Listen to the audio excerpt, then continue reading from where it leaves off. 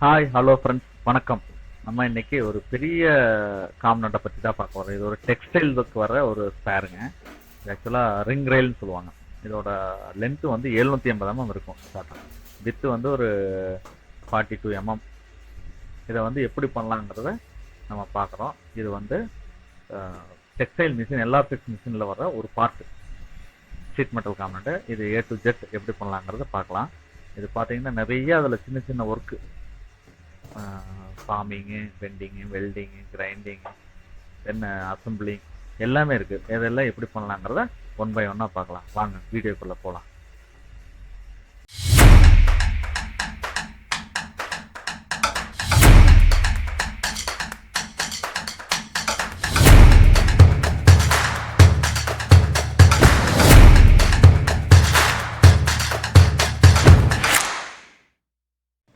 இந்த காம்பனண்ட்டுக்கு தேவையான sheet 2 mm CR 8x4 சைஸில் ஃபுல் ஷீட் எடுத்துக்கணும். இதை சியரிங் பண்ணக்கூடாது. அப்படியே ஃபுல் ஷீட்டாக லேசர் ஓட்டுறதால அப்படியே ஃபுல் ஷீட்டை நம்ம எடுத்துக்கிறோம். இதை கொண்டு நீ லேசரில் ப்ராசஸ் பண்ண வேண்டியதான். இதுதாங்க கேட் டிராயிங். இதுக்கான கேட் டிராயிங்கை நம்ம போட்டுக்கிறோம். இதை வந்து லேசர் கட்டிக்கு நம்ம ஃபார்வர்ட் பண்ணிட்டோம்னா அவங்க இதை வச்சு நெஸ்டிங் போட்டு எவ்வளோ பீஸ் வருது என்ன ஏதுங்கிறத பார்த்து அதை ஒட்டிக்குவாங்க. ஆனால் நம்ம கேட் டிராயிங் டெவலப் பண்ணணும். பாருங்கள், இந்த பீஸோட லென்த்து வித்து, இது 8x4 ஷீட்டில் எவ்வளோ பீஸ் பிடிக்குங்கிறத நெஸ்டிங் போடுவாங்க. அந்த சாஃப்ட்வேரில் அதுவே நெஸ்டிங் எடுத்துக்கணும். இந்த மாதிரி நம்ம லேசர் டிராயிங் போட்டு கொடுக்கணும், கேடு டிராயிங் போட்டு கொடுக்கணும். ஓகேங்களா? இது கேடு டிராயிங் போட்டதுக்கப்புறம் தான் லேசர் ப்ராசஸ் ஸ்டார்ட் பண்ணுவாங்க. இனி அடுத்தது லேசர் ப்ராசஸ் ஸ்டார்ட் பண்ண போகிறாங்க. அது எப்படிங்கிறத பார்க்கலாம் வாங்க. லேசரில் ப்ரோக்ராம் பண்ணி ப்ராசஸ் போயிட்டுருக்குங்க. இது ஆக்சுவலாக லேசரில் டிராயிங் கொடுத்துருவோம். அந்த டிராயிங்க்காக லேசரில் ப்ரோக்ராம் பண்ணி இது ப்ராசஸ் போகும். நெஸ்டிங் போட்டுருவாங்க. ஒரு சீட்டில் எவ்வளோ சீட்டு பிடிக்குதுங்கிறத, எவ்வளோ பீஸ் வருதுங்கிறத பார்த்து நெஸ்டிங் போட்டு ஓட்ட ஆரம்பிச்சுவாங்க. இது ஆக்சுவலாக இப்படி ஒரு 4 to 5 hours ஓடும். ஓடி முடிச்சதுக்கப்புறம் அடுத்த ப்ராசஸ் என்னங்கிறத பார்க்கலாம் வாங்க. லேசர் ப்ராசஸ் கம்ப்ளீட் பண்ணி நம்மளுக்கு பீஸ் வந்துருச்சுங்க. இப்படி தான் இருக்கும். ஃப்ளாட்டாக இந்த மாதிரி தான் கட்டாகி வந்திருக்கும். இது பாருங்கள், இந்த மாதிரி இருக்கும். ஓகேங்களா? இதில் அந்த நம்ம பார்த்த பீஸுக்கும் இதுக்கும் சம்மந்தம் இருக்காது. இதெல்லாம் ஃபோல்டிங் அடிச்சதுக்கப்புறம் தான் அந்த ப்ரொஃபைலே நம்மளுக்கு தெரியும். இது ஃப்ளாட் பொசிஷனில் இப்படி இருக்கும். ஓகேங்களா? இது அடுத்தது நிறைய இதில் பெண்டிங் ப்ராசஸ் இருக்குது. ஒன் பை ஒன்னாக உங்களுக்கு நான் சொல்கிறேன். இப்போ இது வந்து ஃப்ளாட்டாக ஓட்டி வந்தாச்சு. ஓகேங்களா? இதுக்கப்புறம் நம்ம பெண்டிங் பண்ணுறோம். இது ஒரு பெண்டிங் ப்ராசஸ்ங்க. இது எப்படின்னா 2 எட்ஜில் மட்டும் ஒரு 21 டிகிரி பெண்டு பண்ணணும். இது எதுக்காக பண்ணோம்னா இந்த லென்த் பெண்ட் அடிக்கும்போது அது கரெக்டாக போய் க்ளோஸ் ஆகும். ஆக்சுவலாக லென்த் பெண்ட் அடிக்கும்போது இந்த 21 டிகிரி போய் சேரும்போது பார்த்தீங்கன்னா அந்த இடத்துல கேப்பே இருக்காது. நம்ம ஒரே பீஸில் பண்ணுற மாதிரி இருக்கும். இது ஜாயின் பண்ணுறோம். உங்களுக்கு இதை அடுத்த ப்ராசஸ் பார்க்கும்போது உங்களுக்கு இது புரியும். பாருங்கள், இந்த 2 பெண்ட் இருக்குல்லங்க இந்த எட்ஜில், தெரியுதுங்களா? இந்த 2 பெண்டு தான் ஒரே அடியில் 2 பெண்டு கொண்டு வரோம். 21 டிகிரிக்கு மேலே மட்டும் தூக்குன மாதிரி 2 சைடு அடிக்கிறோம். அடிச்சதுக்கப்புறம் ஒரு லென்த் பெண்ட் அடிப்போம். அந்த லென்த் பெண்ட் அடிக்கும்போது பார்த்தீங்கன்னா இது அதோட கரெக்டாக க்ளோஸ் ஆயிரும். கரெக்டாக போய் அது க்ளோஸ் ஆயிரும். பார்த்தா ஒரே பீஸாக தெரியும். இது ஜாயிண்டாட்டாக தெரியாது. இது அடுத்த ஒரு பெண்டிங்க. இது எப்படின்னா இந்த பாக்ஸ் மாதிரி ஒரு ரெயில் மாதிரி ஒரு பெண்ட் அடிக்கணும் சின்னதாக 2 எட்ஜ்லையும். இது பார்த்தீங்கன்னா ஒரு 90 mm கிட்ட இருக்குது லென்த்து. வித்து வந்து 16 ஸ்கொயர். அப்படியே ஸ்கொயராக பெண்ட் அடிக்கணும். இது ஒரு ப்ராசஸ். இது 2 பக்கம் அடிச்சிடணும். இது அடித்ததுக்கு அப்புறம் தான் அந்த லென்த் பெண்ட் அடிக்கணும். லென்த் பெண்ட் அடிச்சிங்கன்னா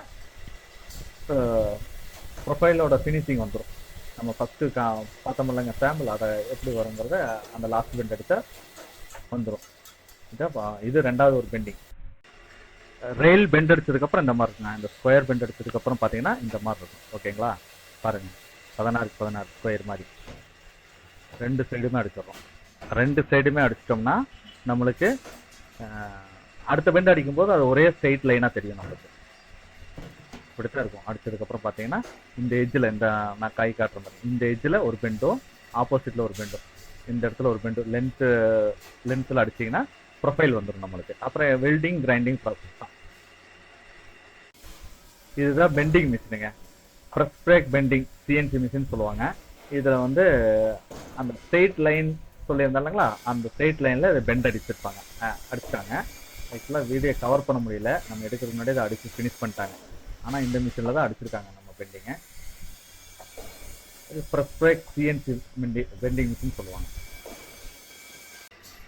அந்த சிஎன்சி ப்ரெஸ் பிரேக் பெண்டிங் மிஷினில் பெண்ட் அடிச்சதுக்கு அப்புறம் இப்படி தாங்க இருக்கும்.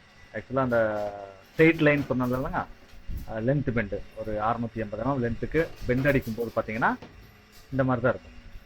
அந்த சிஎன்சி ப்ரெஸ் பிரேக் பெண்டிங் மிஷினில் பெண்ட் அடிச்சதுக்கப்புறம் இப்படி இருக்கும்.